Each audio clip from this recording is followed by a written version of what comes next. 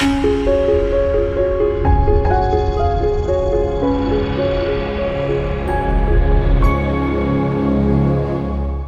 are we all doing, folks? So this is my checkup for January. Just coming to you from Orlando Airport while I wait for a flight to go back to Boston. So I was at a conference here called ATIA.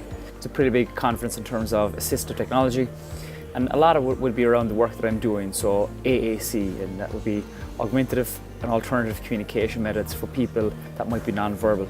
So the conference would be one of the biggest in terms of AT. It definitely is in the top 3.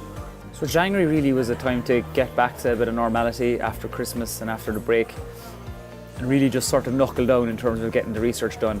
I closed off the survey back in December, late December, and we probably had over 500 people take that survey. So we have an awful lot of data, an awful lot of stuff to get through and analyse. And again, for me, this is something new. This is something that I haven't necessarily done or haven't done as much data analysis, and so that's a challenge. I've been connected with some really good people in Tufts University that are helping me with the statistical analysis.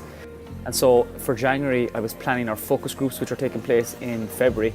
So I'm bringing in both professionals and parents just to see where they have the challenges in terms of selecting technology.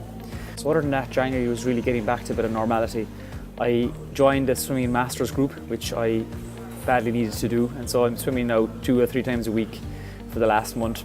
And I've also been hitting the gym a few times a week. So the next video, I'll be an absolute beast.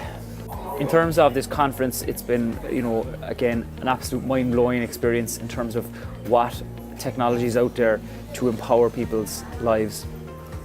Be it from augmentative communication to visually impaired to hard of hearing. The lines between what is normal technology and what is assistive technology undoubtedly are really blurring.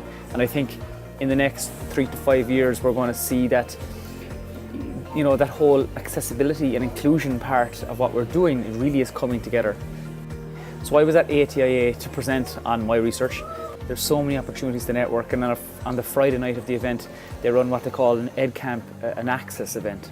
So it's people that are interested in assistive technology.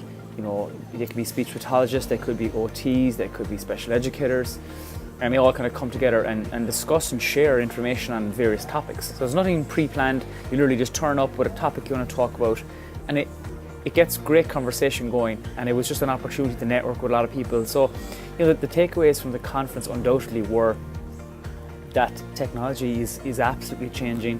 It's becoming more powerful than ever, and I think really what needs to change now is not necessarily the technology, but our cultural attitude towards change and towards difference, and towards seeing somebody that uses technology is no different to anybody else. I mean, we're all different at the end of the day, and that's what makes us unique.